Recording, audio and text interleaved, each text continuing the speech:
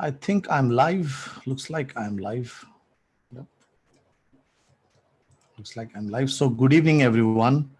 And first thing, let me know if you can hear my voice and if you can see my screen. So this is the first lecture. Today I've started internally.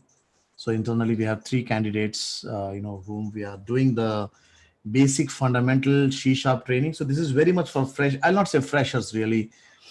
This training is not really meant for fresher kind of thing. It is for people who are seriously want to get into C# and .NET as a career. Means, you see a lot of those fresher trainings out there, um, which are which actually teach you for loops and if conditions and those console.write line. No, I'm not going to go and teach all of these. You can see that I've already flashed the agenda out here. So this is a very fundamental training. When you say that you want to go and start your career with .NET, right? This is the roadmap, which I look forward, right? So very quickly, so please let me know if you can hear my voice so that I can just get a confirmation out there, right? So first thing, here is a roadmap. So I can see that people can hear me. I can just get a confirmation. Yes, I can get confirmation. Also, I have with me Guru sir, Guru, who is my friend, as well as he's helping me into these trainings. So people who are participating internally from Zoom, once you finish this class, my suggestion would be we have a 2 days of gap. Please go ahead and take help of Guru, and then we will have the next session after 2 or 3 days. So in a week, we will do maximum to maximum. We will do like 2 hours, right? And then eventually, as we start learning things, we will make it more faster, right? I can see some questions coming in. Sir, is Java better to do, and etc. So we'll talk about that. But here is a roadmap. Because you are coming the first time to do C# out here and you want to make your career, I'm saying very essential career. It is not a hobby. For example, I have been doing C# for my whole life, actually, almost whole of my life. I do Python. I do projects in Python, but I don't treat it as my career. There can be a Python developer out there, who's been doing Python for years. Python is his career, right? And C# is his hobby, must be. C# is my career and Python is my hobby. Java is my hobby. So let's not confuse ourselves, that I can do multiple languages, so I am a king or I am a super duper hero. No, I feel so that, you take up any language, you take up Java or you take up C# or you take up Python, C++, whole life goes into mastering that. And when people say that the industry is demanding multiple things, I really appreciate it that the companies want multiple stuff. But remember that at the end of the day, if you don't put your foot forward and say that, see, like I like Java and my whole career is in JSP and Oracle, you will get a job in Java. So the point is that how you project yourself. So this course out here is definitely for people who are very serious to make his C# career. And I know that all of our three friends have, subscribed for the same. And so here is a roadmap. First thing I would say that first 10, 15 days, we will do the C# fundamentals training, which we are doing today, right? This will go on for like 10, 15 days, must be also for a month, depends on your speed, right? In the C# fundamentals training, I really won't be teaching you MVC. I will not go into databases, but, I will teach you those things of C#, which can be very painful later on. For example, delegates, events, async keyword, multi-threading. Why, like, what is this CLS? What is this common type system? How does it work internally, right? Those are some of the things, they can become very alarming, when you actually start to write MVC application, you see an async keyword and you have no idea what it is doing, right? You want to write a multi-threaded program. You don't have an idea what is this task, what is this thread, right? So this, when I take the C# fundamentals, if you look at this, the whole thing, what we're going to go and cover in the 30 days or whatever the time has been given out there. Over here, you will see that, if you look at all the labs almost out here, you will not see any for loop. I know that there is one for loop here, but that's really like very, very basic, but you will see most of the time I'll be discussing about boxing, value type and reference type, how does it affect performance, the access modifiers, how to do debugging. For example, as a .NET developer, I have found that I should know good debugging, quick watch, add watch. When I started my C# career, if somebody had given me a course like this saying that, okay, this is how you start, right? I think I would have learned faster. So I have prepared this course, and with Guru, Guru also is having like almost 11 years experience in .NET. I am having mostly almost like I've spent 20 years into only Microsoft technologies. We said that what do we do in when we do a project in MVC or ASP.NET? What do we use? We use that debugger, we use Visual Studio, we use the Solution Explorer, we do this. There are certain things, which we use 99% times. That becomes a part of this course, right? So this is where, the C# fundamentals is. Once you do C# fundamentals, once we have completed the C# thing out here, the next thing after this is, I would suggest that we start with MVC Web Applications, which is a very biggest market. This will be the second course which I will start with. And while we do MVC, we'll be also doing entity framework, how to connect to databases, how to store data. I'm just talking about the big roadmap, what I'm laying before. Once you complete MVC, you need to know one more client-side technology, like Angular or Vue.js or something, React, right? And this is the next thing, which we'll be focusing on, right? And then once you are done with all this, right? And while we are doing this, this is all like project-based. Let's make it project-based. Remember that this is my experience. If you say, like, let's say 100%, if you're learning something, if let's say there's 100% of C# knowledge out there, believe me, when you work in projects, you use 40%. And people ask you that 40%. That's what the psychology is. The remaining 60% is Stack Overflow and Google. If you don't get the remaining 60%, it is Stack Overflow. So when we do a project-based training, we are focused. We are focused. We want to make a screen. We want to do one-to-many relationships. We want to be productive, and industry wants that. First thing, believe me, like I know that a lot of people will say, no, like Shiv, we should not do project-based. We should do topic-wise. But then, you won't be focused. You won't get quick results, frankly, right? Once we do that, there are some other things as well, which I want to pinpoint here, like patterns, some kind of architecture stuff, performance related, right? This is again one more thing. And yes, not to forget, there's one thing which I'm missing out here is definitely SQL Server, which definitely needs one more attention, which I will cover here. Because SQL Server, again, like people want you to know what is the stored procedure, what are functions, what are triggers, when it becomes slow, and so on, right?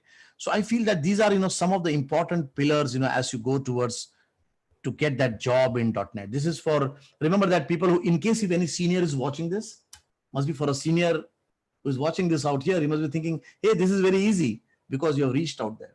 But people who are now just entering it, they have no idea what they're entering into. This is not like that old Visual Basic or VC++ where you just do one technology. There is MVC as well. There is fundamentals. People are asking object-oriented programming, Angular, and then SQL Server, and then patterns, and then nowadays microservices and Azure, and damn it, so many things, right? So once you're done with this, then we go ahead and on this project, we do some mock interviews. Please understand, we don't learn. I know that we learn things for knowledge. We enjoy programming. But at the end of the day, it should feed our family, isn't it? And that's what I always feel.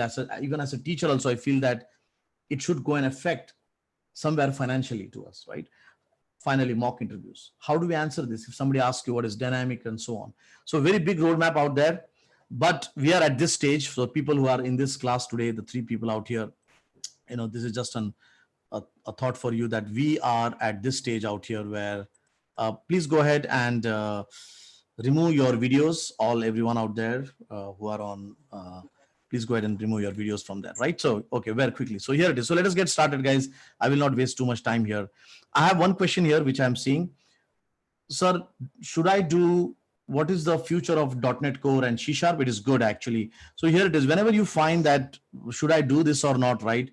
Must be you can check out the Stack Overflow trends, or you can check out Naukri.com. Remember, always plan. Don't just jump into something saying that I will take this course and then don't waste money on that. It's also, as a trainer, I won't enjoy that. I won't enjoy teaching people who will never use C# in their life, right? So I would like to see that you use C#. If you look at the Stack Overflow trend, Stack Overflow is a website, which people use for, for asking questions. So the more the question is asked, the more the technology is used, right? When I look at .NET Core out here, it's actually in a very rising stage. So if I look at .NET Core and definitely the new C#, right, I can see there's a huge spike out there. It's exponential rise.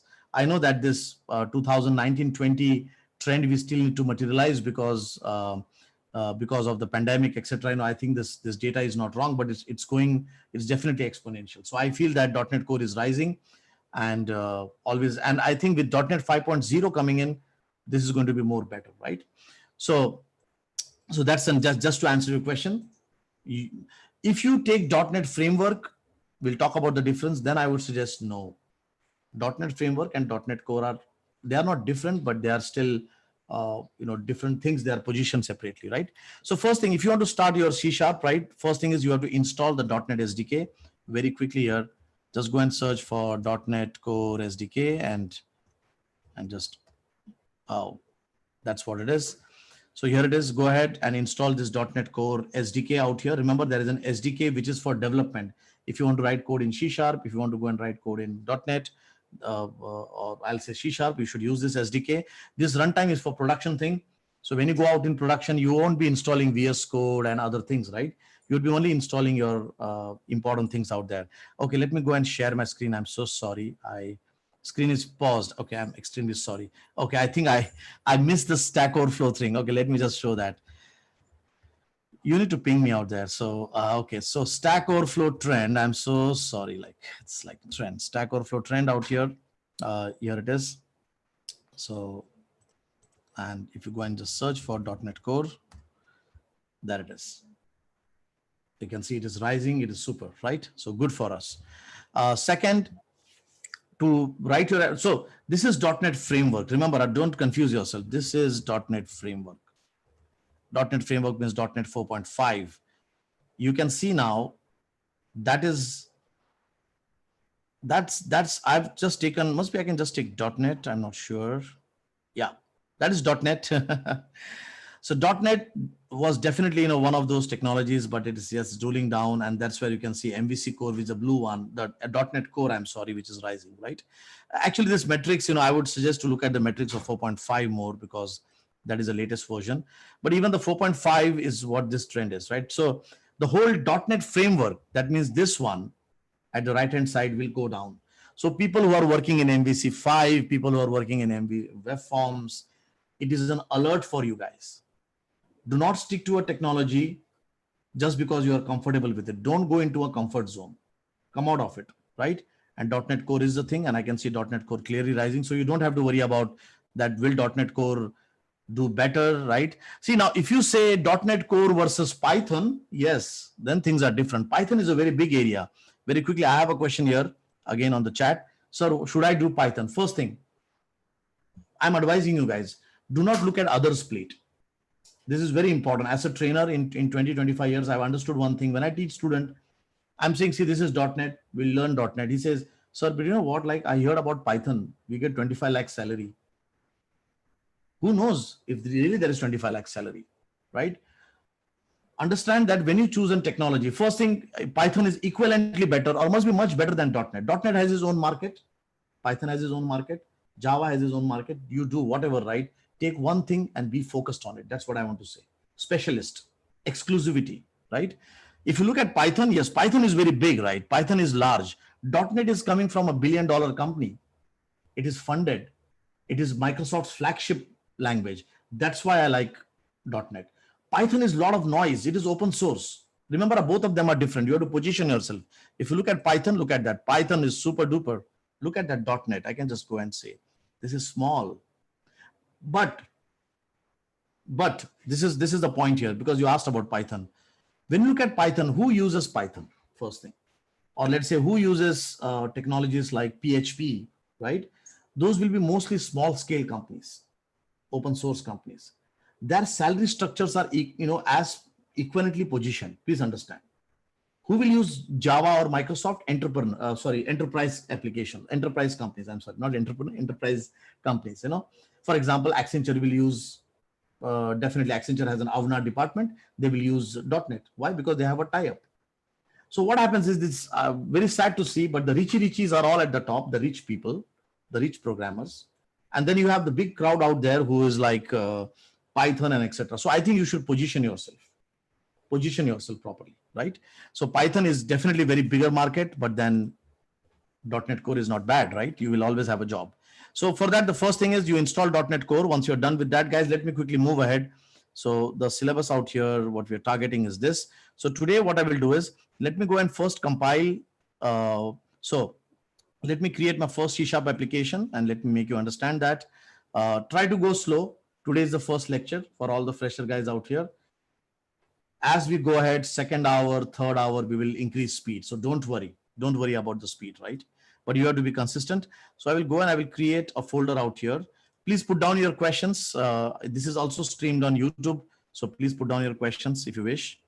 So 150%, let me make it 150%. So first thing, I want to go and run my first application of .NET. So here it is. Okay, and before I start, I'm sorry, I give a lot of gyan out there. Before I start, right? This course, when we designed this course, this is, I think, I also put this post on LinkedIn as well.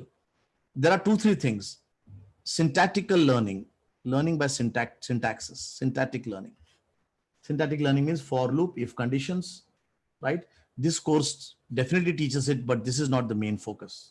Syntactic developer, a developer who knows how to write for loops, who knows if conditions. But probably if you ask him that is if better or select better, he does not have the answer for it, probably, right? Do you understand heap and stack? Do you understand the difference between thread and task? No, must be, but I can write the code, right? So this is like an executioner, right? So the syllabus which we created out here, definitely, we are having, all the syllabus are having labs and labs. So this is there. The another one is a semantic developer. You'll always find, like, what are the semantics in C#? What are the semantics in Java? Semantics means the inner meaning of it. And this is the most important thing when I teach in my course, I'll be focusing on, right? So a lot of times you'll find me talking about things and you'll say, like, why is he talking about it? It is very essential. From my perspective, I find that if a person does not understand stack and heap, he can make a blunder of moving 1,000 objects here and there, and the performance goes down, right? Semantic learning. But then, over there, which I feel so as a developer at the end of the day, which is very essential, is that logically thinking, means, for example, one is that he learns semantically, right? He understands syntaxes, but he should be logical as well, right? So I feel that, our focus will be definitely syntaxes, but as a trainer, my focus, this course focus, we have kept more on semantic and logical level. Logical how? We are creating a project, so there will be a logic, there will be a screen, there will be validations, right? And semantic fundamentals. A lot of times I'll be talking about, like, where is this CLS? Let's see the garbage collector. Let us see GC0, right? That is a fun of learning .NET. Okay, so let me go back here. So first thing, I'm going to go and create the first .NET Core application and I'll run it. So first lab, first lecture, right? Now, once you install the SDK, right? Once you install the SDK out there, so I'll go to this E drive here very quickly. SDK has certain commands. The command starts with .NET. So if you just type .NET out here, it says that, okay, what do you want to do, right? So I will say that I want to create a project, .NET new console application. This is creating a project. Remember that .NET Core is cross-platform. So this .NET CLI is cross-platform. You can run this command on a Linux prompt, you can run this command on a Mac, or you can run this on a Windows command prompt, right? So I'll just say .NET new console. Now what it does is it actually goes and creates a basic project for you. So this actually has internally a template which it pulls it from online and goes ahead and creates a project. So you can see here, this is the first lecture out here. There's a program.cs, there is a chproj file. Don't worry on that. I know that this is your first day. All the freshers out here, don't worry about it. We're just entering the .NET world. So that is a project. If you want to go and build it, .NET build, that builds the application, and .NET run runs the application. So easy, right? So that is the first lab out here. Now at this moment, when I do on .NET run, we have actually internally this program.cs, which actually just displays an hello world. So if you go to this program.cs out here, there is this hello world out here, right? But now the question comes is that, how does this .NET run internally? I want to just first talk about it, and then I will come back to questions. Let me just talk about this, So let me see if there are some questions out there. I can just look into questions. Yes. So, oops, where is the syllabus? There is a syllabus. So let me pause here. Let me go back to questions. I can just go and see the questions. So, okay. Sir, my code is running on UAT, but not on production. Even I am having the same server. Both server, please suggest problem identification is very difficult. So Vinod, you can send me a mail. I would suggest just send me a mail because this is more production related thing, right? So you can just send me a mail. I'll have a look at it, right? What is the best Angular React? Good question from Dasun here. See here very quickly, Angular, if you talk about, I would like to answer this question. This is a good question. People want a full stack developer, means definitely today is the first class and I'll be talking about here and there things. When they see, when you decide that yes, you want to do .NET, only .NET won't do, right? So they will say, okay, you need to know how to go and create MVC core. You need to go and know how to do SQL Server. For that, you will use an EF core, and the front end will be something like Angular or React, right? This is what we say is a full stack developer. Remember, a full stack developer does not mean a person who does MongoDB or Node.js. We are also full stack developer. We use .NET, we use SQL Server, we use Angular as a front end, or must be React as a front end and Vue.js. So industry looks at this whole stack. They want a person who can create a website and do things, right? Now with .NET Core or MVC Core, Angular goes very well. It goes very well. And I'll tell you the history of it, why it goes well. Why is, when you try to see that, go to any of the .NET Core projects, you'll find that Angular is the front end, not mostly React. React is used, but you will find mostly that when it comes to MVC Core, Angular has become a partner in that. And I'll tell you why. There is a connection out here. The person who created C#, the connection is at the top level, and I would like to talk about it. So again, let me resume share here. Okay, I think I'm sorry, I missed this diagram. Okay, here is a diagram. I'm sorry. I think Raju, please alert me because I'm pausing and sharing. So full stack developer guys out here, I just drew this. The question here is that why is Angular better with .NET? Like I'll talk about it. So people look at this full stack thing. Please remind me this sharing, you know, I'm just missing it. So MVC and then entity framework and SQL Server, they want like this, a full stack guy who knows a database like SQL Server and then EF core and this, right? But now let me talk about that why, for various reasons, this Angular has become a good front end for the, you know, for MVC core. The person who created C#, if you look at the person who created C# is Anders, right? So I can just search for Anders. I really owe this guy my whole career because I feel so that I fed my family, made my career using only C#. So you can see here, this person is a person who created C#, right? And the same person created TypeScript. He created TypeScript also. TypeScript as a language. He also created TypeScript. Now Angular uses TypeScript as a language. So what happens is when the leaders say that we tie up, then the lower level developers like you and me say that we also tie up, right? Isn't it? We all follow our leaders. So what has happened is Angular team chose TypeScript as their language for writing the code faster. And this was done by C#. So most of the C# people who go out there, they look at Anders, they say, okay, whatever Anders will make is always the best, the good one out there. At least I feel so personally. Because when this person, look at this career of this guy, you know, very matured, like Turbo, he made Delphi, both of them super hit in their own 90s. C#, I don't have to talk about it. And TypeScript, I don't have to talk about it. So, you know, when this guy enters into something, he's going to ensure that 5-6 years, you're going to give time to that. Definitely he's funded and all the thing, but he will not just go daggle here and there and do unnecessary things. And that's why, you know, Angular chose TypeScript because of the continuity, you know, and the leadership of TypeScript, right? So as a C# person, I follow him. So I follow TypeScript, and then I see TypeScript is going with Angular. So that's why if you see most of the jobs, what you see out there, you can go and search in your Google or whatever the job site of your country. With MVC core, you will mostly find Angular. That's why it is. So I would suggest if you're doing C# and .NET Core, do Angular. 80-90% of the jobs are there. I know that React people will now react to me and say that, hey, like even React, we can use React, we can use jQuery as well. I'm just saying that what is the naturality of this tie up, you know, from where it has happened, right? It's not that I'm not saying that you can't do it, but that is a reality what is out there, right? So here it is. I've ran this application. So .NET run. Let me go back here. So I've taken some questions. Let me go back to demos. Now, very important point, when this .NET runs, when this .NET compiles, right, it does not compile fully into binary. This is the next lab, which I want to discuss out here, the compilation of .NET. So we have done that, but I would like to just talk about the compilation part. Now, what happens normally if you have a C++ code out there, right, and you compile that, right, it goes and gets into the machine language, the machine code or assembly or that 1001 directly, right? But if you look at languages like C# and Java, what they do is that they compile into an intermediate language. And then during the runtime, there is a person called a JIT. This just-in-time compiler comes in and he goes and he starts compiling line by line. And then on runtime, he compiles this into an assembly language.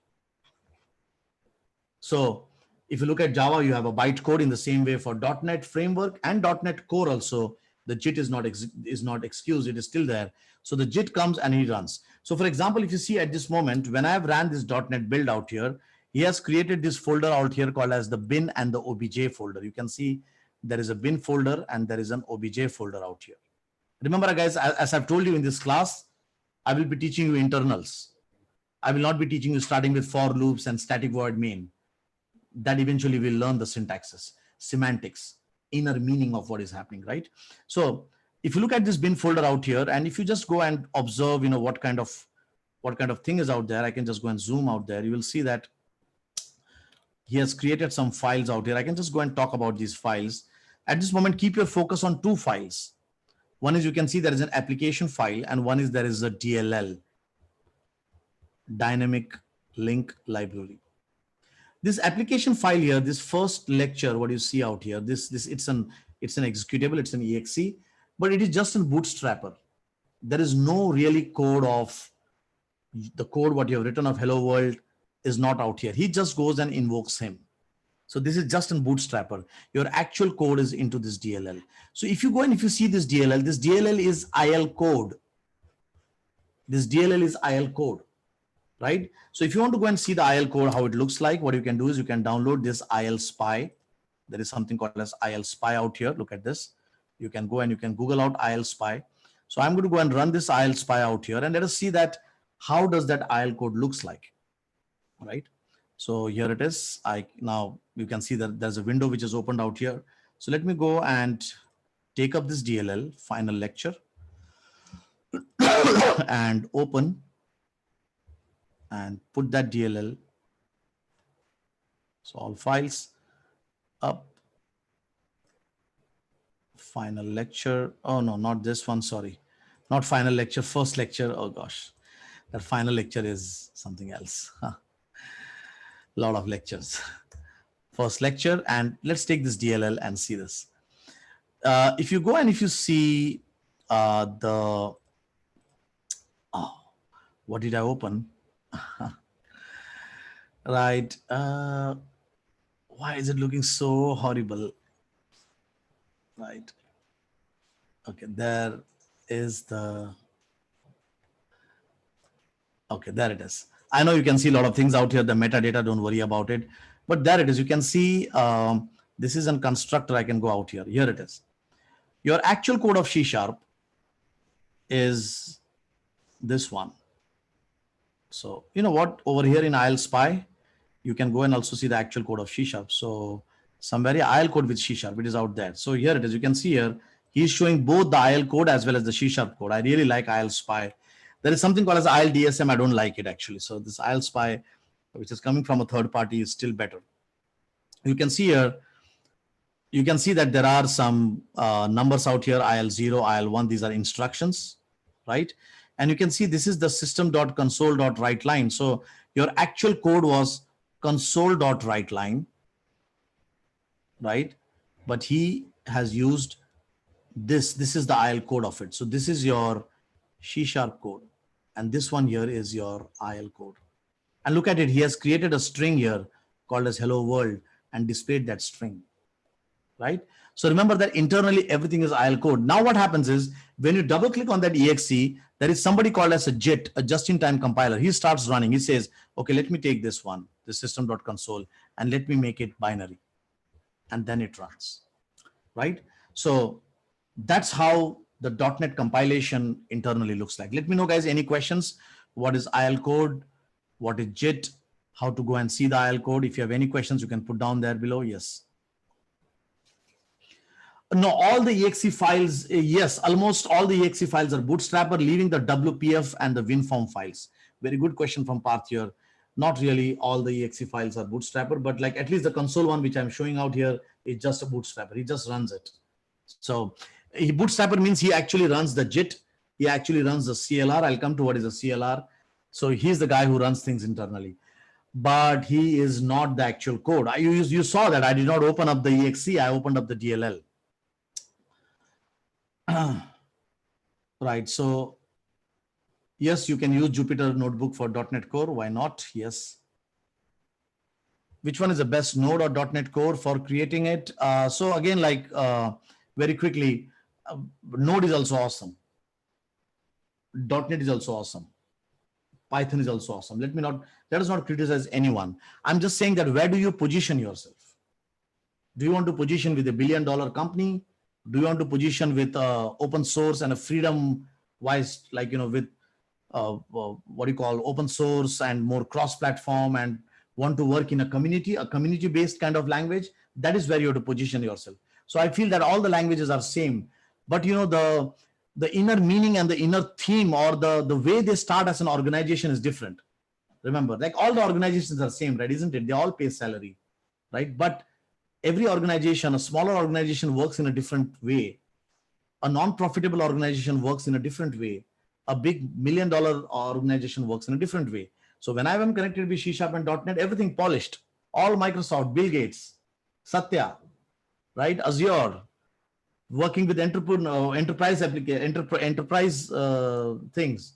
Then you go to like Python or this one, great, like again, great community, helping out, you know, smaller companies and bigger companies and everyone getting together.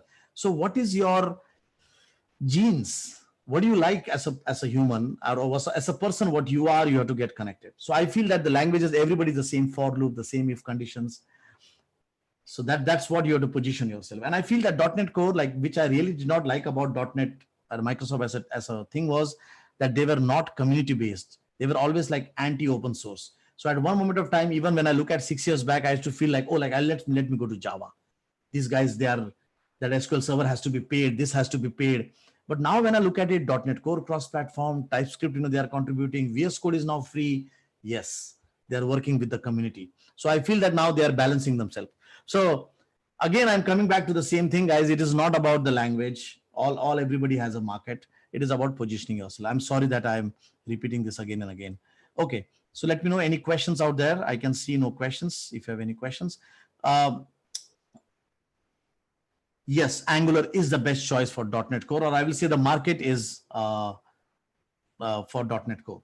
With .NET Core, it's Angular which goes. Please go and search naukri.com or any website out there to get better. You can get the justification, as well as you can validate my sayings out there. Remember, all these courses we create, we always look at the job market. At least in Questpond, I know that my CEO of the company will never approve a course if it does not have a job market. So you are guaranteed that if we put up a course out there in Microsoft, that means that, you know, it is the job market is like that, right? Second, a question: how to protect the .NET code that no one can spy? So very good question from Ramesh. So if somebody can go and look at my code, that is bad, isn't it? So for that, you know, we can go and we can deobfuscate it. I don't know how to spell that. I'm so sorry. English is my second language. So we have obfuscation .NET. Go and read about this, and you know, this talks about some of the tools and strategies which you can use out here. I will not go into this now, but you can go and you can protect your IL code as well, right? Okay, so let me go back now and let's move ahead. Any questions, guys? Please put down there. Remember, now I want all my students out here as you are attending your first lecture, right? So here it is, lab 1. Once you go after this class, Lab 1, you will install .NET SDK, right? Run the .NET Core command, .NET Build command. You will run .NET Run and see the output. Lab 2, you will open up the IL code by using IL Spy and have a look at it. How it looks like, and so on. And just also try to understand JIT as well, right? These are the two labs I'm expecting. Let's move ahead. Let the questions come in. Remember that semantics are more important. Internals are more important, right? For loops, will come to that later on. I have not opened up a single line of code of .NET still, C# still. I think one important point here which we need to understand is that .NET is a framework and C# is a language. Guys, please note, I'm following the same syllabus. The same syllabus I'm following out here. Only thing is that I'm just putting down in a separate notepad so that you are focused. Framework and language, right? If you look at this .NET framework, it must have installed somewhere. So wherever, this .NET framework, when you say a framework, it is a collection of libraries. Somewhere in your C drive or C programs files, right? You will get all this .NET framework, .NET Core DLLs, right? So they can have a security DLL, they can have an email DLL, they can have some DLLs for validation, right? But somebody has to load this into the UI. Somebody has to make a for loop of this. Somebody has to invoke it. Somebody has to go and import these namespaces. That's where we need a language. So please understand, when you install this SDK out there, you have installed only the .NET Core .NET Core somewhere in your C program file, system32, or wherever in the Nugget package, this .NET Core is out there, right? But when you write your code, this code out here is C# language. The one, if you open up your program.cs, this is C#, right? So please understand, .NET is a framework and C# is a language. And you would be very surprised to know, or I don't know, you must be knowing it, especially people who are newcomers, they are not aware of it. On .NET framework, I can use any language which is compiled with the IL code. So for example, one is we can use C# as a language. You can also use VB.NET. So you can, if you look at, let me just quickly open Visual Studio here. We will talk about Visual Studio later on, but just I want to show you. I know that I'm opening a Visual Studio very fast out here. For newcomers out here, it will be difficult to grasp, but for now, just try to understand that what I'm doing through my .NET console, etc. This is like a luxury car. You don't have to do all that. But I want to show you that .NET is a framework, and I can code in F#, I can code in C#, I can code in VB.NET, I can code in VC++.NET, I can code in FoxPro.NET, and so many things. So you can see here, console app using C#, console app using Visual Basic, and must be console app using F#, right? So let me go and just say next out here. Let me just show you. So this is using C#. Don't worry about Visual Studio 2019 now. For people who are in the room at this moment, just stick to the labs, what I'm saying. I will tell you how to install it, what to do it. Don't worry too much about it, right? So this is the C# out here, right? Now, in the same way, you will have VB.NET also. You can have F# also. So add a new project out here. Look at this console app.NET Core. Remember the command which I was firing through the console, .NET new console, right? So here I can say .NET new console C# and .NET new console VB.NET, right? I can do that. But now this is luxury. So you can see here I'm adding one more project out here. So internally it is .NET framework, but at the top you can have different languages, right? So you can see here this is VB.NET. The VB.NET syntaxes are very different. Module, end module, sub, end sub. VB.NET is not case sensitive. Means this console, if I write like this, it's fine. It's not case sensitive. While C# is case sensitive. Means so now you must be wondering, hey, so why we need to have so many languages? Just stick to C#, right? So first thing is our lecture will only focus on C#, right? That's for sure. But why so many languages Microsoft has created? Because of the way Microsoft has a legacy, right? If you look at the 1990s of Microsoft, very quickly, why is Microsoft having so many other languages? I don't know, as the baggage, I will say, right? So what happened in the late 90s, when it was the time and the era of Bill Gates, we had a lot of those good languages out there and really love them, like Power Builder. I don't know if there is any oldie out here on YouTube or in this forum out here. He can probably know better. So that was Power Builder, doing very good. Then we had C++, definitely. We had Fox Pro. I don't know if you remember Fox Pro, DBase 3 Plus, right? The era of Bill Gates was bloodbath. I had not seen such kind of a bloodbath in anywhere else. So like, okay, so you have like Basica. There was also Basica, if you know. So you have Basica, I will create Visual Basic, kill this language.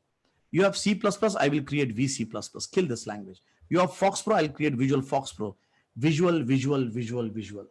I remember, that's why I say bloodbath era it was. That's where, you know, the maximum hit rate Microsoft got it, with all the respect, you know, because that's the time, you know, like I felt like, oh, like that closed, Power Builder closed, Visual Basic is here, that C++, VC++ people are using, right? Now, they came to a stage, you know, where they said that, oh, like we are with so many languages, so we have won the war, but the war is at a cost of so much big army we have to now feed. So they said, oh, like, so what we do now is we go and create our own language, which is called as C#, and we focus on it. But then the person who is now on VB6 or VB5, whatever, right? He says, what about me now? I didn't learn those curly brackets. I learned those sub and end sub. So, okay, don't worry. I will also help you. So here it is, you are VB.NET. He started putting .NET ahead, FoxPro.NET. So this whole army of developer also had to be fed along the way. That's why they created multiple languages, and that's what they did. So all the languages are out here migrated. All the army is now coming into one kind of a center command ship, right? And slowly, you know, you must have also found that from 2003 onwards and 2000 onwards, whenever .NET was launched, they started closing some of those languages. So you'll find that some of those languages silently they have closed it, right? So that's why, you know, we have multiple languages. So .NET is a framework, and these are multiple languages out here, right? Very interesting. So guys, any questions on framework versus language? Very important concept, right? Yes, absolutely, Parth. .NET is a framework. It is installed using the SDK and VS, either VS Code or Visual Studio. Not VS, I'll say, but C#. Let's not use Visual Studio is an IDE. Please understand. It makes your syntax writing easy, but it has nothing to do directly with .NET as such. So C# is a language which says, okay, I will tell you how to write a for loop, how to plug those variables, how to create those, right? So, okay, what is .NET and .NET framework difference? I can see a question out here. Let me talk about it. So actually I highlighted, but I did not talk about it. Let me talk it. So here it is. Yes. For now, today, like 2020, must be, you can remember this thing till the next year, January 2021 and February. After that, the vocabulary will change. This is the old .NET framework. It runs only on Windows.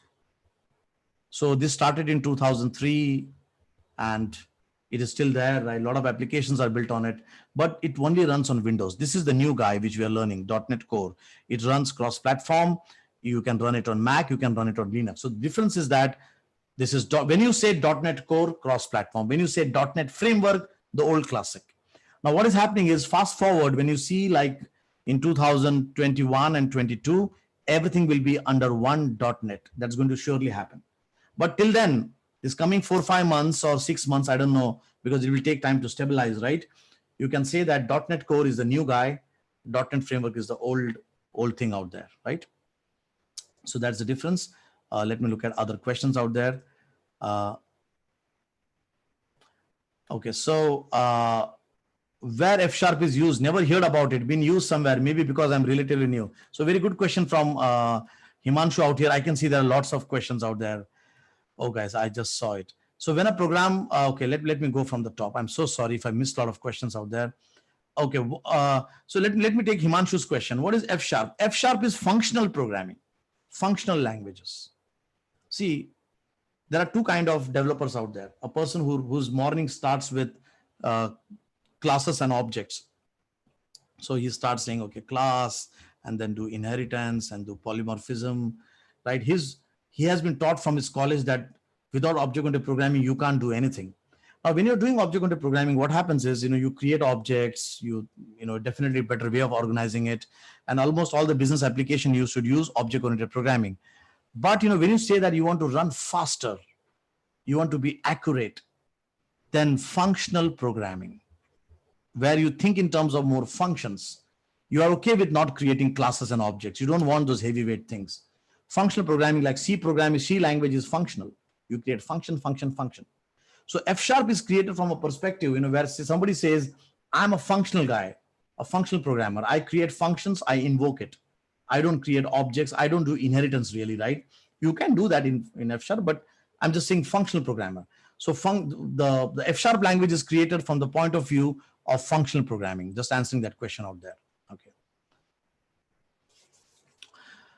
Okay, so guys, let us continue ahead. I want to take one or two topics. I know that this is very, very interesting. A lot of questions out there. I'll try to cover as far as questions, but also, I want that you should do something more. So here it is. So .NET is a framework, that's understood. Now lab 3, I want you guys to do lab 3, common type systems. Must be, and common language specification. Let me talk about both of them if I can, right? Remember guys, not a single line of code .NET I've written, but semantic, inner meaning, common type system. Now, if you see out here, let's see this. So this is a VB.NET guy out here, and he loves, when he creates a variable, he says dim I as integer. This is how he creates a variable. And then you have a C# guy out here who says, oh, like I love this, int I equal to 0. Int I double, dim I as something, dim x as varchar, dim x as variant. Here you have something else. Now, if you say you want to run on a common platform like .NET, you need to come into a common level. So first thing we need to take care of is, means, for example, think about it. What if I want to use this VB.NET code inside C#? I want to reference it out here. I want to reuse it. So there's a guy out there who says, see, this is a reusable code I've written in VB.NET. I want to use it. If I want to use that code, we both have to see that first thing we come into a common data type. My integer I and your dim I as integer, they have to come into a common platform. The good thing is that that's what CTS is. Internally, there is something called as common type system that takes care of it, right? So when I build this code out here, look at this. And if you go and if you see the IL code of both of them, remember at the end of the day, everything goes and compiles into IL code, right? So if I go here, I can open this. So remember, console app 1 is VB.NET. Console app 34, so horrible names out here, is C#, right? So if I go here into my open folder, where is it? Yeah, open files for folder. So console app 1 is VB.NET. If I go and see the DLL, let me just go and take this DLL out here into that IL spy. So I can, you know what, there are so many, I don't know what these are. I can just remove, can I just remove all this? So much confusion. Remove. Yeah, remove, right? So fine. So this is the DLL. I know I can also drag and drop it directly. Console app 1. Console app is VB.NET. And let me look at this console app 34, which is C#. So you must be asking me, sir, why do we have to learn so much? Can't we just have a black box? I'll tell you why these concepts are important. So because when we talk about code access security and common language specification, you'll understand it. Now look at this. If I go out here and if you see here, let's say to the main, you will see that internally, he has made it as int 32. This is the C# code. Console app 34, he is saying int 32. Let me go to VB.NET. So here it is VB.NET. And if I go out here, this is also int 32. This is also int 32. This is also int 32. This was created by dim I as integer, right? Why I don't see IL with, oh, I don't see IL with VB.NET. Damn you, IL spy. That's a bug. I don't know. They don't have that feature. But this one here is created by using, this is VB.NET. This is definitely VB.NET. And this is C#, right? So both of them have, so the common type system means internally Microsoft has done that mapping saying that you code in any language, but internally I will see that your variables come into this common type int 32 means, for example, here the VB.NET guy wrote as dim I as integer, fine. You wrote it as int I, but when you compile, when you come together, you come with int 32. Now with this, what happened is I can easily use both of them, both the codes. Each other I can use it, or I can reuse cross language. I can have cross language reusability, right? So first is the common type system. But then this is not the end of the story. These languages, they all have a certain genes, certain theme. For example, VB.NET. VB.NET says I'm case sensitive. Sorry, I'm not case sensitive. C# says I'm case sensitive. Now think about it. If let us say for some reason, okay, let's say let's say that I create, let's say for some reason I create this dim I as integer and dim I as integer. Right now you can see here C#, he gives me an error saying no, this is not possible. This I and this I are both same, right? Fine. So this is good. But now look at C#. In C# I can say, well, int I, so I can say this is int I equal to 0, int I equal to 0, both are different. Now think about it. If I try to reuse this console app here, what can happen? Right? So let me try to do that. I'm not sure if I can do that. Add a project reference. Let me try it. Console app 34 is C#. I'm trying to use it out here. I'll say, okay, I don't know what will happen here, but imports, don't worry about the syntaxes here, imports, etc. I will be having, so, you can see here for some reason, I can't even use it. If I see here, console app 34, I don't even see it out here because must be he's confused. Like you can see, I've added there is a reference out here, but for various reasons, it's not popping up, right? Because he's confused, like I and I. So let me do like this now. Let me go and remove this. Let me make it I1. Let me recompile this. Must be now VB.NET can understand it. So now if I see, oh, it does not come up.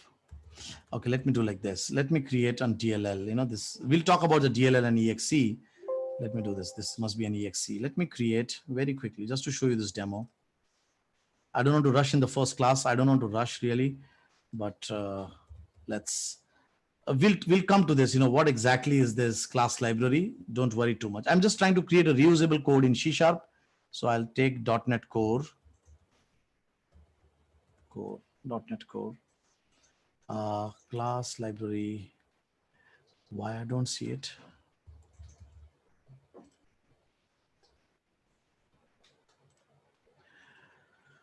Okay, there it is, right? So here it is. I'm creating a class library. I'll come to what is a class library, guys. Don't worry too much. But here it is. I'm in this class library. I will create a public int I equal to 0 and a public int I equal to 0, right? And this class library, I will try to use it inside VB.NET, right? So I'll say here, add a project reference of class library 1, right? Right, so here now, class library 1, very good. Class X, don't worry now this what the syntax is. Let me try to just use it. Class library 1 dot class 1. So, oh, this is VB.NET. So dim X as new class library 1 dot class 1, right? You don't have a semicolon in VB.NET. X dot. Now you can see here, if I move my mouse, this is I and this is I. Right? Let me try to set this. If you see this thing out here, it says, sorry, x.I, right? Ambiguous. I don't know if everybody can see that. I is ambiguous. C# is case sensitive. VB.NET is not case sensitive. VC++.NET uses pointers. C# does not use pointers. So it's not only the data type, even the behavior of the language is very different.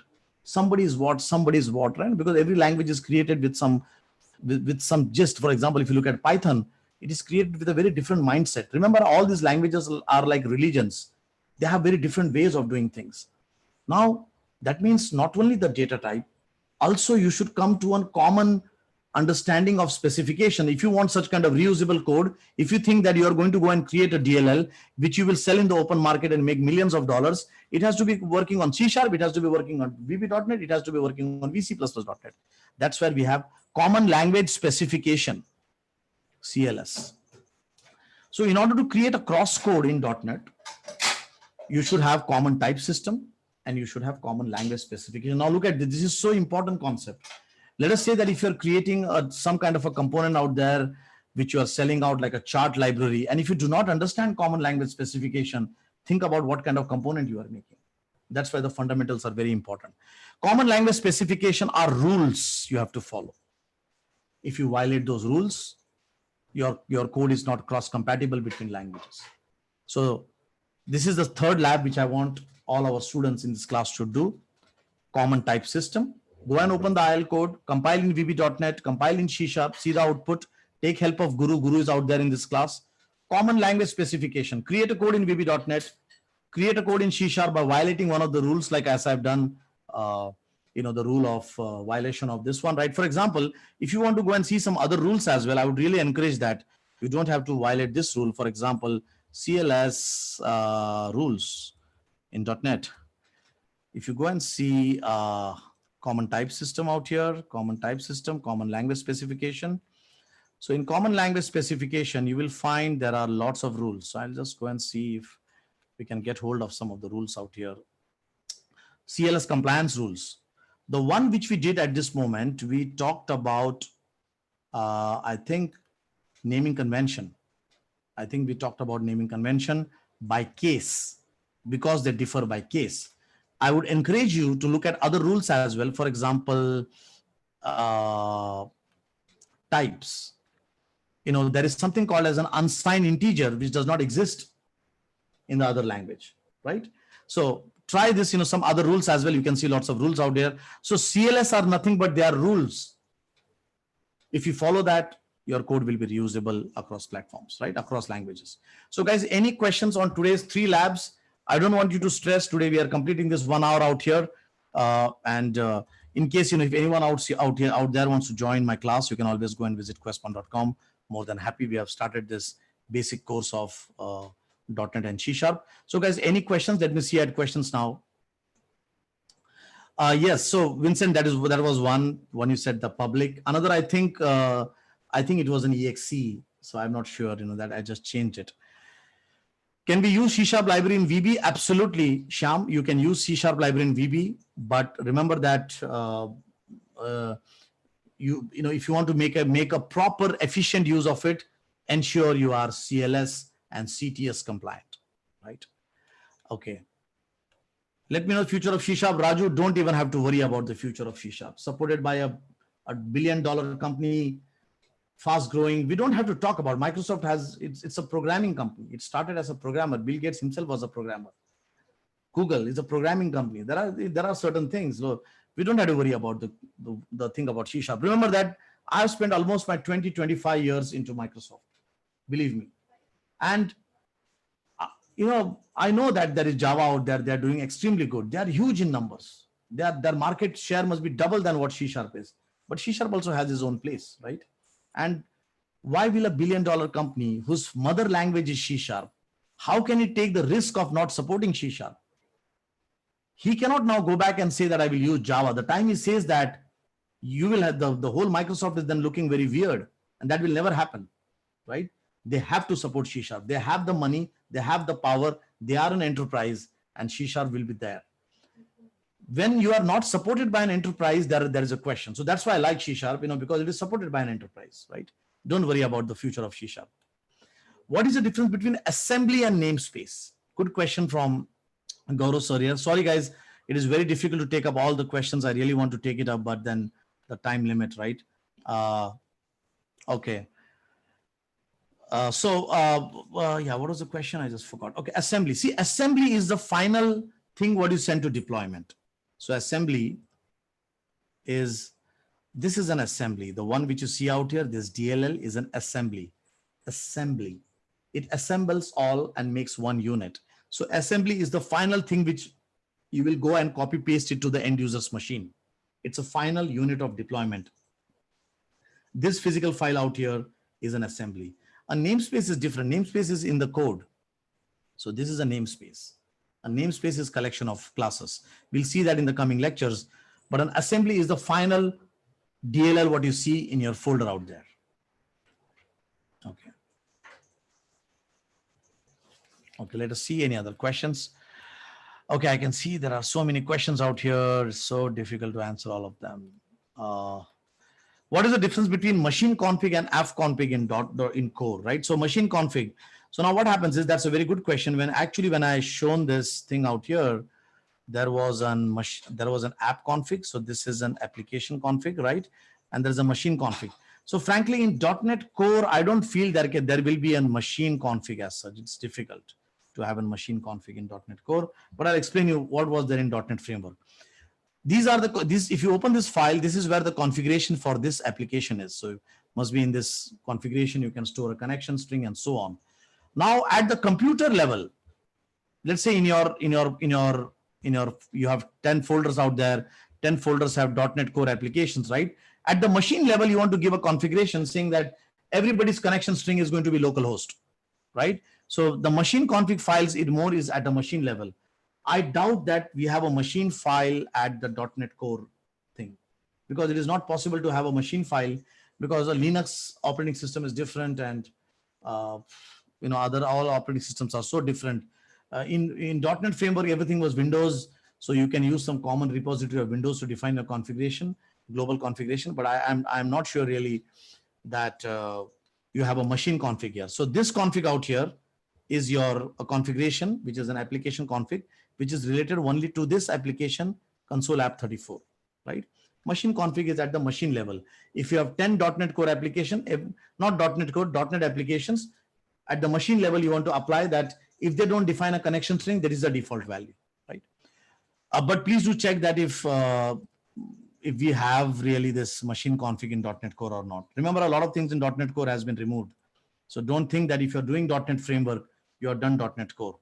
You need to really change your mindset. So guys, thanks a lot. Thank you very much. I'm coming to the end of this session. It was almost a 1 hour of session, and I would expect all of my students, who have come to this class out here. I'll connect to you tomorrow morning. Must be we can just discuss about, because I know that this was a class. This was just a class. I was teaching, right? I was not helping you. When you start installing the SDK, a lot of things will crash. Guru, are you there? Let me know, Guru, if you can hear my voice. Please do help out our students out there. So we have created a WhatsApp group, right? So just ensure that everybody, these 3 labs, I want you to practice. I will give you 2-3 days for it, students. So once these 2-3 days pass by, if anything you want, I'm always there on WhatsApp. Also, I'm on Telegram. We have a Telegram group, specific group we have created. Let us start discussing it. In the coming 1-2 days, I want to see that you complete these labs. You understand these concepts, right? And in the next lecture, my goal is that we will be talking about using VS Code and Visual Studio. That is one. And I will be talking about stack variable declaration. I know that in this class, I talked about variable declaration, but my next coming 2 classes will focus around memory management of .NET, garbage collector, stacks, heaps, value types, reference types. What happens, boxing, unboxing, when you write in .NET application internally, how does this RAM gets used, right? So it's going to be a wonderful journey in this coming, again, the coming 2 lectures. But before that, I want you guys to practice this. So guys, thank you very much, to attend this class, and let's get connected on our WhatsApp group. Thank you. Okay, I'll take up the last question from Shyam here. I can just take it up, last question. One quick question. IL created on compile time. Yes. When IL converts to machine code, IL gets converted to machine code when I double click on this exe. So when I actually double click on this exe out here, I'm just answering the last question, guys, of this class. When I double click on here, on this exe, he goes and he runs JIT, just-in-time compiler. That goes and compiles it into one. So when I run this, like when I run this first lecture like this one, this is when JIT runs. In one of the lectures, we will also see how JIT is running. I'm going to go and demonstrate this. See, guys, I don't believe in just showing out something out there like, okay, this is how JIT ran. Like for example, there are people out there who will say, okay, CLS means, common language specification rules. just go and read it. Common type system means, no, I want to see it visually, right? So in one of the lectures I had, Sham, I'll be showing that when does actually JIT run. I'll be showing that. I'll be showing internally how the garbage collector GC0, GC1 runs. So all the internals are there. Just keep patience. Today is this one is a heavy dose itself. Let me tell you. So we'll wait for the next coming classes. Thank you very much. Thanks a lot. And thank you.